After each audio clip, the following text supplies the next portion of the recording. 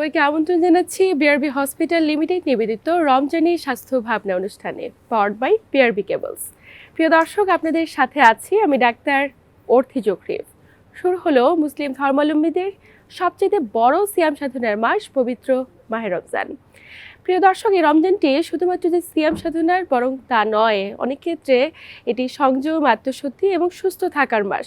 তবে নিজেকে সুস্থ রাখতে হলে আপনি কোন কোন ধরনের খাদ্যাভ্যাসে নিজেকে অভ্যস্ত করবেন এবং কোন খাবারগুলো এড়িয়ে চলা জরুরি, আজ আমরা কথা বলবো খাদ্যাভ্যাস এবং নিয়মিত সুস্থ থাকার জন্য জীবনযাপনে কতটুকু পরিবর্তন আনা জরুরি এই প্রত্যেকটি বিষয় নিয়ে। এবং আলোচনা করবার জন্য স্টুডিওতে আমাদের সাথে উপস্থিত রয়েছেন একজন বিশেষ অতিথি। উপস্থিত আছেন নুসরাত দীপা, যিনি পুষ্টিবিদ, মেডিক্স ও ইউনাইটেড হেলথ কেয়ারে কর্মরত রয়েছেন। আপনাকে স্বাগত আমাদের আজকের আয়োজনে। আপনাকে অসংখ্য ধন্যবাদ। আপনাকেও ধন্যবাদ। রমজান মাস শুরু হলো এবং পুরো একটি মাস জুড়ে আমরা সংযমের মধ্য দিয়ে প্রত্যেকটি মানুষ, প্রত্যেকটি মুসলিম ধর্মাবলম্বী আর রোজা পালন করব, কিন্তু রোজা রাখার জন্য এই যে একটি দীর্ঘ সময় না খেয়ে থাকার আমাদের একটি বিষয় রয়েছে। শুরুতে আপনার কাছে একটু জানতে চাই, আসলে খাদ্যাভ্যাসে কি কারণে পরিবর্তন আনা জরুরি এই রমজানে? আসলে সিয়াম সাধনার মাসে কিন্তু আমরা সবথেকে বেশি প্রায়র করি যে আমি রোজা রাখছি, আমাকে রোজা রাখতে হবে। কিন্তু রোজা থেকেও কতটুকু সুস্থ থাকা সম্ভব বা সুস্থ থাকাটা জরুরি, এই বিষয়টার উপরে কিন্তু আমরা খুব একটা গুরুত্ব দেই না। সুতরাং আপনি যে প্রশ্নটি করছিলেন যে আসলে খাবার দাবারের বিষয়টি এবং কিভাবে আসলে ভালো থাকা যায়, সুস্থ থাকা যায়, আমরা রোজা রাখবো, আমাদের ইসলামিক কিছু রীতিনীতি আছে, সবগুলোকে মেনটেন করেই কিন্তু আমাদেরকে রোজাটা বা সিয়াম আমাদের পালন করতে হবে। আমাদের বাংলাদেশের যে ট্রেডিশন অনুযায়ী কিন্তু আমরা কম বেশি সবাই খুব কমন একটা খাবার ছোলা বুট, ভাজা পোড়া খাবার, পেঁয়াজুর কথা যদি আমরা বলি, মানে সব কিছু মিলে একটু ভাজা পোড়া তৈলাক্ত খাবারটা কিন্তু থাকে। কিন্তু সুস্থ থাকার জন্য কিন্তু এই খাবারগুলো হয়তো আপনাকে সাময়িকভাবে হয়তো মুখে স্বাদ নিয়ে আসতে পারে, কিন্তু স্বাস্থ্যের জন্য কিন্তু সেটা একেবারেই ভালো নয়। সুতরাং সুস্থ থাকার জন্য আপনাকে প্রথমে যেটি করতে হবে, আমরা যদি ইফতার থেকে সেহরি পর্যন্ত চিন্তা করি, সেখানে থাকতে হবে হাই ফাইবার জাতীয় খাবার, পর্যাপ্ত পরিমাণে পানি গ্রহণ করতে হবে। এবং আমরা অনেকেই যেটি করি যে আমরা একেবারেই প্রোটিন জাতীয় কোনো খাবার কিন্তু আমরা রমজানে না খেতে চাই না। আমরা ছোলা বুট বা বেগুনি, পেঁয়াজু, চপ এগুলোর প্রতি বেশি আমরা জোর দিয়ে থাকি। একটু হালিম খেতে পছন্দ করি, একটু জিলাপি খেতে আমরা পছন্দ করি, কিন্তু তার পাশাপাশি fibre intake, first class protein, মাছ, মাংস, দুধ, ডিম এগুলোর ইনটেক আমাদের একেবারে কমে যায়। সুতরাং রোজা রেখে যেন আপনি সুস্থ থাকতে পারেন, সেটার জন্য আপনাকে অবশ্যই একটা ব্যালেন্স ডায়েট ফলো করতে হবে। যে ব্যালেন্স ডায়েটের কথা আমরা কিন্তু সারা বছর বলে থাকি, সুতরাং সেটি কিন্তু রমজানেও আমাদেরকে মেনটেন করাটা অনেক বেশি দরকার। নিঃসন্দেহে খুব চমৎকারভাবে বলেছেন। কিন্তু আমি যেহেতু সাহারি এবং ইফতারের কথা একটু আলাদাভাবে জানতে চাই, যেহেতু আপনি শুধুমাত্র পুষ্টি নিয়ে কাজ করছেন এবং প্রত্যেকটা মানুষের জানা জরুরি, এবং আপনার মাধ্যমে দর্শকদের জানাতে চাই যে আমরা তো অনেক সময় খেয়াল করি যে সাহারিতে যে খাবারটা খাচ্ছি, দেখা যায় যে আমরা একদম খেয়ে 10টা 11টা বা 12টার মধ্যে ওটা খেয়ে ঘুমিয়ে যাই। সাহারিতে উঠে আর খাওয়ার একটি যে ঝামেলা, ওটা নিতে চাই না, কিন্তু দীর্ঘ সময় না খেয়ে থাকতে হচ্ছে, একদম প্রায় 10-12 ঘন্টা। আমি একটু জানবো যে সাহারিতে উঠে খাওয়াটা কতটুকু জোর দেবার পরামর্শ দেবেন আপনি? আচ্ছা, আমরা দুটো বিষয় এখানে কাজ করে, সেটা হচ্ছে একটা ইসলামিক দিক থেকে কিন্তু সেহরি অ্যাটেন্ড করা বা সেহরি খাওয়াটা খুবই ইম্পর্টেন্ট, এবং 2 নম্বর বিষয় হচ্ছে সুস্থতার জন্য আপনাকে কিন্তু সেহরি খেতে হবে। আমরা ডিনারে বা ইফতারে যাই খাই না কেন, সেহরির সময়টাতে অল্প করে হলে কিছু খাবার খেতে হবে, এবং সেই অল্প খাবারটা যেন এমন কোনো খাবার হয় হাই ফাইবারের, যেটি খুব আস্তে আস্তে হজম হয়। আমরা অনেক সময় বলি না সহজ পাচ্য খাবার খেয়ে ফেলতে হবে, কিন্তু সেহরির ক্ষেত্রে আমরা সবসময় বলি যে খাবারটা খুব ধীরে ধীরে হজম হয় এবং যে খাবারটা আপনাকে এনার্জি দিবে সারাদিন, কারণ সেহরির খাবারটাই কিন্তু সারাদিন আপনাকে এনার্জেটিক রাখবে। যথেষ্ট পরিমাণে আপনার যে ভিটামিনস, মিনারেলস আমাদের দরকার, রিকোয়ারমেন্টস, সেগুলোকে সাপ্লাই দিবে।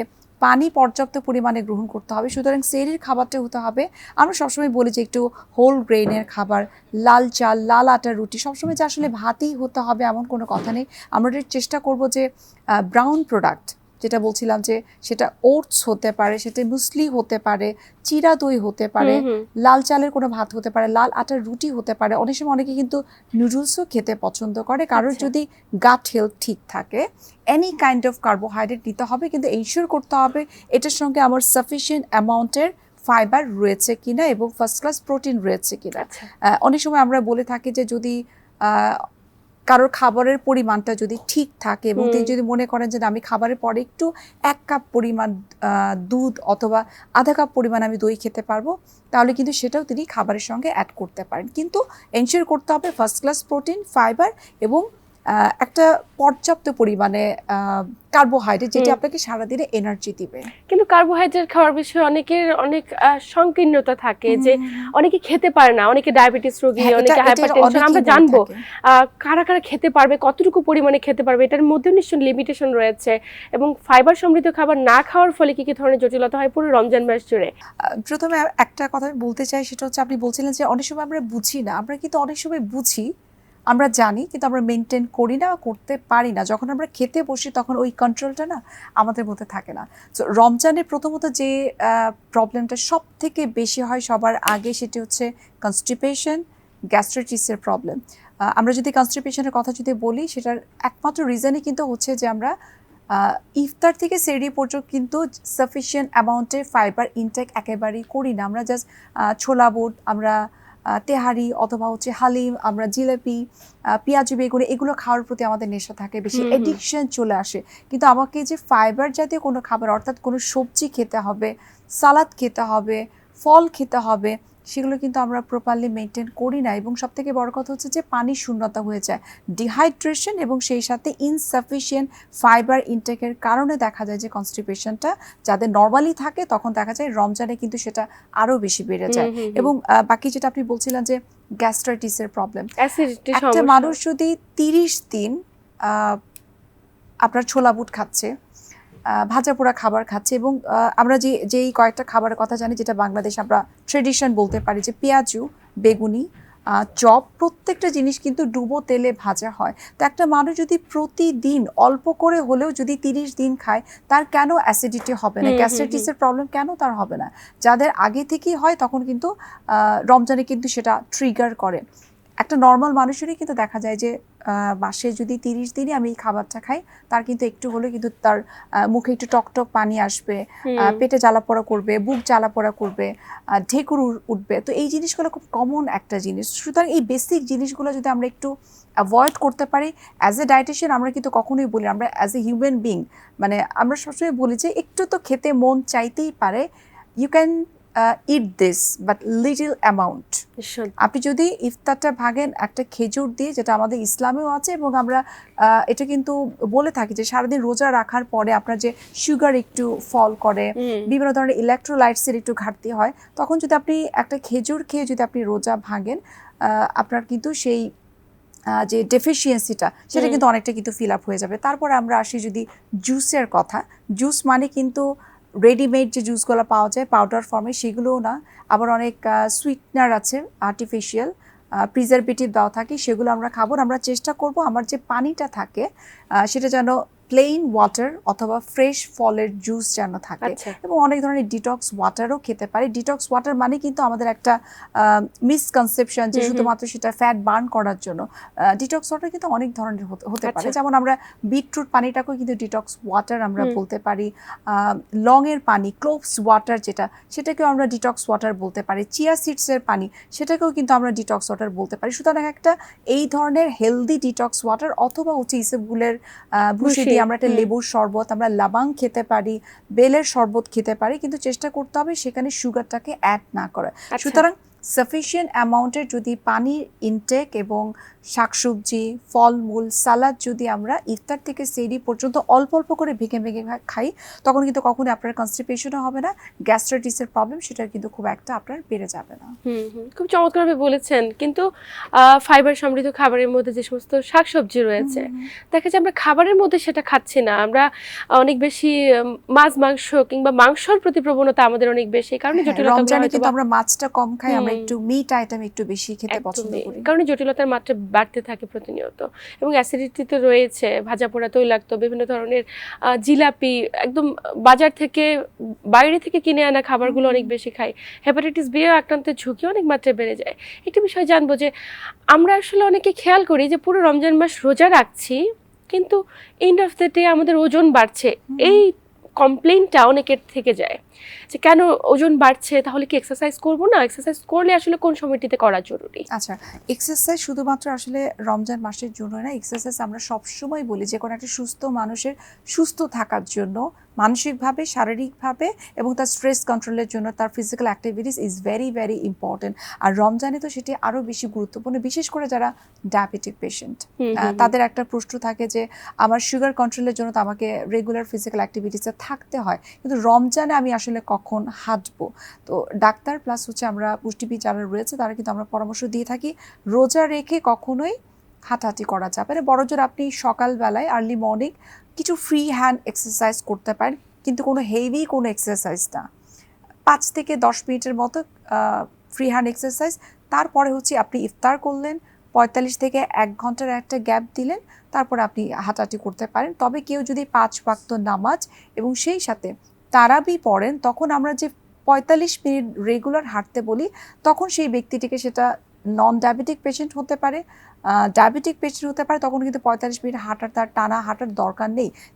তখন তিনি 20 থেকে 30 মিনিট হাঁটলেই কিন্তু যথেষ্ট। কিন্তু কেউ যদি দেখা যায় যে হয়তো নামাজটা কন্টিনিউ করতে পারছেন না বা তারাবি নামাজটা পড়তে পারছে না, তখন কিন্তু তাকে অবশ্যই 45 মিনিট হাঁটতে হবে, তবে সেটা ইফতারের পরে। রোজা রেখে আমরা হাঁটতে সবসময় ডিসকারেজ করি, কেননা তখন তো সুগারটা একটু কম থাকে, হাইপো কন্ডিশনে থাকে। তখন যদি আপনি এক্সট্রা আরও ক্যালোরি বার্ন করেন, তখন যেটা আমরা বলি যে ডায়াবেটিক পেশেন্টদের ক্ষেত্রে যে হাইপোগ্লাইসেমিক হয়ে যায় তারা, সো এটার চান্সেস অনেক বেশি থাকে এবং ইনসুলিন শকের দিকে চলে যায়। সুতরাং এই রিস্ক ফ্যাক্টরগুলোকে অ্যাভয়েড করার জন্য আমরা সবসময় পরামর্শ দিয়ে থাকি যে ইফতারের পরে যে কোনো একটা সুইটেবল টাইমে আপনি 20 to 30 মিনিটস অ্যাটলিস্ট হাঁটার চেষ্টা করবেন। যারা বাইরে যে মানে হাঁটতে পারছে না, আপনি ঘরের ভিতর হাঁটতে পারেন, আপনি ছাদে হাঁটতে পারেন। সেটাও যদি সম্ভব না হয়, ঘরের ভিতরে কিন্তু চাইলে অনেক ধরনের এক্সারসাইজ আছে, আপনি ইউটিউবে সার্চ দিলে অনেক ধরনের এক্সারসাইজের ভিডিওস আসবে। So there is so many options. আমরা তো এক্সারসাইজ নিয়ে কথা বলছি, প্রত্যেকটা ব্যক্তি হয়তো সচেতন হবেন শুধুমাত্র যে ওজন কমানো বা ওজন বাড়ানোর জন্য, সেটা এমন নয়, নিজেকে সুস্থ রাখার জন্য। পাশাপাশি যারা একটু ইমিউনো কম্প্রোমাইজ পেশেন্ট, ডায়াবেটিস কিংবা উচ্চ রক্তচাপে ভুগছে, এই রমজানে কারা রোজা রাখতে পারবে এবং রোজা রাখায় কোনো নিষেধাজ্ঞা রয়েছে কিনা, এটার পাশাপাশি তারা নিয়ন্ত্রিত জীবনযাপন পদ্ধতিতে কিভাবে অভ্যস্ত হতে পারে আমরা জানবো। যারা সিকিডির পেশেন্ট, যাদেরকে আমরা বলি ক্রনিক কিডনি ডিজিজ অথবা হচ্ছে যে দীর্ঘমেয়াদী কিডনি জনিত সমস্যা, সবাই কিন্তু আসলে রমজান মাসে না রোজা রাখতে চায়, সবারই কিন্তু একটা ইচ্ছা থাকে। সো কিডনি পেশেন্টরাও কিন্তু এর থেকে আলাদা কিছু নয়। সুতরাং কিডনি পেশেন্টদের ক্ষেত্রে আমরা স্পেশালি যেটা বলে থাকি যে আপনি রোজা রাখতে পারবেন কিনা, রোজা রাখার মতো আপনি কতটুকু ফিট, সেটার জন্য আপনাকে অবশ্যই আপনার ডাক্তারের সাথে পরামর্শ করতে হবে, অর্থাৎ আপনার নেফ্রোলজিস্টের সাথে কথা বলতে হবে। আপনার নেফ্রোলজিস্ট কিছু টেস্টের মাধ্যমে, প্যাথোলজিক্যাল টেস্টের মাধ্যমে টেস্টের রিপোর্ট দেখে হয়তো ডিসিশন দিতে পারবেন যে আপনি রোজা রাখতে পারবেন কি পারবেন। আপনার ক্রিয়েটিনিন উইদিন রেঞ্জের মধ্যে আছে কিনা, পটাশিয়াম রেঞ্জের মধ্যে আছে কিনা, ইউরিক অ্যাসিড বা ইউরিয়ার রেঞ্জের মধ্যে আছে কিনা। যদি দেখা যায় সব কিছু মোটামুটি রিপোর্ট তার ভালো আছে এবং তিনি কিডনি ডিজিজের স্টেজ 1 এবং 2-তে আছে, তাদের ক্ষেত্রে তখন ডাক্তাররা বলে থাকেন যে ইয়েস আপনি রোজা রাখতে পারবেন। এবং তার পাশাপাশি ডাক্তাররা কিন্তু সাজেস্ট করে থাকে যে আপনি যে রোজা রাখবেন, রোজা রাখার জন্য আপনার ইফতার থেকে সেহরি পর্যন্ত আপনি কী খাবেন, সেটার জন্য অবশ্যই আপনি একজন এক্সপার্ট ডায়েটিশিয়ানের পরামর্শ নিয়ে একটা খাদ্য তালিকা তৈরি করে সেই অনুযায়ী আপনি খাবারটুকু যদি মেনটেন করেন, সেক্ষেত্রে আপনি রোজা রাখতে পারবেন। এবং এক্ষেত্রে আরেকটা বিষয় চলে আসে যে প্রথম রোজা থেকে প্রথম 10টা রোজা যদি আমরা বলি, 10 রোজার পরে আবার আমরা সেই টেস্টগুলো আমরা রিপিট করতে বলি যে আপনি 10 দিন রোজা রাখলেন, রাখার পরে কোনো কারণে আপনার ক্রিয়েটিনিন যদি একটু বেড়ে যেতে পারে বা কমে যেতে পারে কিনা, সেটা আমরা একটু দেখে নিব। আমরা টোটাল কিডনি ফাংশন যে টেস্টটা, সেটা দেখে তারপর আমরা নেক্সট যে 10টা রোজা সেটা রাখতে পারবে কিনা, সেটার ডিসিশনটা ডিপেন্ড করে ওই মাঝখানে 10 দিনের যে টেস্টের রিপোর্ট, সেটার উপর ডিপেন্ড করে। তবে অনেক ডায়ালাইসিস পেশেন্টরাও কিন্তু রোজা রাখার কথা চিন্তা ভাবনা করে থাকে। ডায়ালাইসিস পেশেন্টদের ক্ষেত্রে আমরা একেবারেই আসলে ডিসকারেজ করে থাকি, কেননা যেটা আপনি বলছিলেন যে ইমিউনো কম্প্রোমাইজ, সো এদের ক্ষেত্রে আমার কাছে মনে হয় যে রোজা না রাখাটাই ভালো।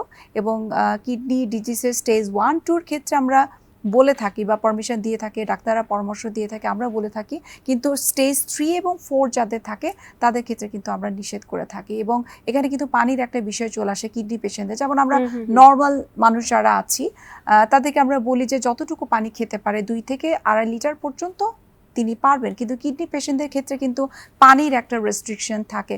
পানি কতটুকু তিনি নিতে পারবেন সেটাও কিন্তু তার ডাক্তার তাকে যতটুকু একদমই তাই, ফিক্স করে একদমই। দিবে ততটুকুই তিনি খাবেন, এর বাইরে না। বড়জোর যেটা অনেক সময় আমরা জানি যে ম্যাক্সিমাম হয়তো 200 থেকে 300 ml পর্যন্ত এক্সট্রা তাকে পারমিশন দেওয়া হয় শুধুমাত্র রমজানের জন্য, এর বাইরে না। যখন রমজান শেষ হয়ে যাবে তখন তার জন্য সে বরাদ্দ যতটুকু পানি ততটুকুই কিন্তু উনি খাবে। যেহেতু পানির প্রসঙ্গটি এলো, এ তো গেল একদম কিডনি পেশেন্টদের কথা স্পেসিফিক ভাবে। অবশ্যই ডক্টরের পরামর্শের বাইরে তিনি কখনোই যাবেন না, এবং রোজা রাখা উচিত কিনা সেটিও সিদ্ধান্ত নেবেন একজন বিশেষজ্ঞ চিকিৎসক। কিন্তু আপনার কাছে জানতে চাই যে আমরা যেহেতু দীর্ঘ সময় না খেয়ে রোজা রাখছি, পানি শূন্যতা হওয়ার একটি প্রবণতা খুব স্বাভাবিক, স্বভাবতই এটা হয়ে থাকে। কিন্তু অনেক ক্ষেত্রে দেখা যায় ইফতারিতে আমরা যখন ইফতার করছি অনেক বেশি মাত্রায় পানি খেয়ে ফেলছি, কতটুকু প্রয়োজন ভাবছি না, মনে করছি যে অনেক বেশি পানি খেলে হয়তো সারাদিনের শূন্যতা দূর হয়ে যাবে। এই বিষয়ে আপনি কি পরামর্শ দেবেন, এবং একজন সুস্থ স্বাভাবিক মানুষকে ইফতারে কতটুকু পানি খাওয়া জরুরি? আচ্ছা, প্রথমে আমরা ওই ইফতার করার সময় যখন রোজাটা আমরা ভাঙি তখনই কিন্তু ভুলটা আমাদের শুরু হয়। সেটা হচ্ছে যে ধরেন আমরা খেজুর খেয়ে রোজাটা ভাঙার কথা বলি, তারপরেই আমরা যেটা করি, যেহেতু সারাদিন আমরা রোজা থাকছি, গলা শুকিয়ে থাকে, আমরা একসাথে 1 গ্লাস 2 গ্লাস পর্যন্ত পানি একবারে খেয়ে ফেলি। এটাতে যেটা হয়, আপনার স্টমাকে যে পাচক রস থাকে বা এনজাইম থাকে, সেই এনজাইমটাই তো আমাদের খাবারটাকে হজম করে। যখন আমি একসাথে 1 গ্লাস বা 2 গ্লাস শরবত বা পানি আমি খেয়ে ফেলাম, তখন সেই পাচক রসটা পাতলা হয়ে যায়। তখন পাতলা হওয়ার কারণে আপনি এর পরবর্তীতে যে খাবারটুকু খাচ্ছেন সেটা তার ডাইজেস্ট করতে না অনেক কষ্ট হয়। এজন্য আমরা বলি যে যখন আপনি ইফতারে রোজার ভাঙার জন্য আপনি ইফতার করবেন বা কিছু একটা খাবেন, তখন অল্প অল্প করে ওয়ান সুইপ করে আপনি পানিটা খাবেন, অল্প অল্প করে একটু পরপর পানিটা খেতে হবে। এবং এই যে যেটা আপনি বলছিলেন যে ইফতারে অনেক বেশি খাওয়ার কারণে দেখা যায় পানি খাওয়ার প্রতি না খুব একটা আমাদের অ্যাটেনশন থাকে না। এটাকে আমরা বলি যে পানির নীরব একটা সংকট। আপনি বুঝতেই পারবেন, আপনি ফিল করছেন যে আমার তো স্টমাক ফুল, কিন্তু এখানে যে পানির দরকার রয়েছে সেটা আমরা একেবারেই ভুলে যাই। সুতরাং ইফতার থেকে সেহরি পর্যন্ত আমাদেরকে মিনিমাম 1.5 থেকে 2 লিটার পর্যন্ত পানি গ্রহণ করতে হবে। আমরা বাচ্চাদের ক্ষেত্রে বলি যে 1.5 লিটার পর্যন্ত হলেই যথেষ্ট, কিন্তু বড়দের ক্ষেত্রে অবশ্যই 2 লিটার উপরে 2.5 লিটার পর্যন্ত। কিন্তু অনেকে বলে থাকে যে টানা পানি খেতে ভালো লাগে না। সো এটা দরকার নাই, আপনি পানি খান, আপনি ফ্রেশ ফলের জুস খেতে পারেন, ডাবের পানি খেতে পারেন যদি আপনি কিডনির পেশেন্ট হয়ে থাকেন বা কি বলে যে ডায়াবেটিক পেশেন্ট হয়ে থাকেন।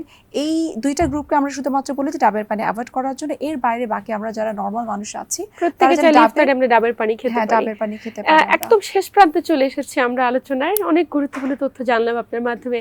একটি বিষয় শেষ সময় জানতে চাই যে আমরা যারা কর্মজীবী ব্যক্তি রয়েছি, সারাদিন কাজ করছি, বিভিন্ন অফিস আদালতে যাচ্ছি, অনেক কঠোর পরিশ্রমের মধ্যে কিন্তু কাজ করতে হচ্ছে, এই ব্যক্তিগুলোর উদ্দেশ্যে আপনার পরামর্শ কি থাকবে? এবং যারা একটু ইমিউনো কম্প্রোমাইজ, যারা বয়োজ্যেষ্ঠ, সব মিলিয়ে প্রত্যেকটি দর্শকের উদ্দেশ্যে আপনার পরামর্শ কি থাকবে রমজানে? এক কথায় যদি আমরা বলি, সেটা আসলে ওয়ার্কিং পার্সনই হোক, একটা নর্মাল পার্সন হোক, একটা হোম মেকার পার্সনই হোক না কেন, সবার জন্য একটাই কথা হচ্ছে ইফতার থেকে সেহরি পর্যন্ত একটা ব্যালেন্স ডায়েট ফলো করতে হবে, এবং সেই খাবারটা যেন অবশ্যই তেল মুক্ত থাকে অথবা কম তেলের খাবার থাকে। আপনার ইফতারে অবশ্যই একটা ফাইবার থাকতে হবে, সালাদ থাকতে হবে, ফ্রুটস থাকতে হবে, ফ্রেশ ফলের জুস থাকতে হবে, কোনো প্রিজারভেটিভ অথবা রেডিমেড যে জুসগুলো পাওয়া যায় সেগুলো খাওয়া যাবে না। এবং রমজানে আপনি খেয়াল করে দেখবেন যে আমরা ডিম খুব একটা খাই না। সো আপনি ভেঙে আপনি একটা বয়েলড এগ খাওয়ার চেষ্টা করতে পারেন, আপনি একটু বাদাম খাওয়ার চেষ্টা করতে পারেন, মিল্ক অথবা মিল্ক প্রোডাক্ট অর্থাৎ দই আপনি খেতে পারেন। যদি দই আপনার পছন্দ না হয়, আপনি দই দিয়ে লাবাং তৈরি করে আপনি খেতে পারেন। এবং সেহরিতে আমরা অনেকেই সেহরি স্কিপ করে থাকি, যেটা আমরা প্রথমেই বলেছি, সেহরিতে অল্প করে হলেও কার্ব খেতে হবে। সেটা যদি হাই ফাইবারের অথবা হচ্ছে ব্রাউন বা হোল গ্রেনের কোনো কার্ব থাকে, তাহলে এটা আপনাকে সারাদিন এনার্জি দিবে। সুতরাং ইফতার থেকে সেহরি পর্যন্ত প্রত্যেকটা খাবারই কিন্তু হতে হবে সুষম, ফার্স্ট ক্লাস প্রোটিন এবং হাই ফাইবার। সুষম খাবার খাওয়ার ক্ষেত্রে অবশ্যই প্রত্যেকটা ব্যক্তি সচেতন হবেন, এবং আপনার দেওয়া পরামর্শ মেনে পুরো রমজান মাসে প্রত্যেকটি ব্যক্তি সুস্থ থাকুক। আমরা একদমই শেষ প্রান্তে আপনাকে আন্তরিক ধন্যবাদ গুরুত্বপূর্ণ তথ্য এবং পরামর্শের মাধ্যমে দর্শকদের উপকৃত করবার জন্য। আপনাকে অসংখ্য ধন্যবাদ, এবং সেই সাথে ধন্যবাদ বৈশাখী টেলিভিশনকে। প্রিয় দর্শক, এই ছিল আমাদের আজকের আয়োজন। আসুন নিরাপদে থাকি, সুস্থ থাকি এবং নিয়মতান্ত্রিক জীবনযাপন করি। এতক্ষণ স্বাস্থ্য থাকার জন্য সবাইকে আন্তরিক ধন্যবাদ জানিয়ে আমি ডাক্তার অর্থী আজ এখানে বিদায় নিচ্ছি। সবাই ভালো থাকুন, সুস্থ থাকুন এবং বৈশাখী টিভির সাথেই থাকুন।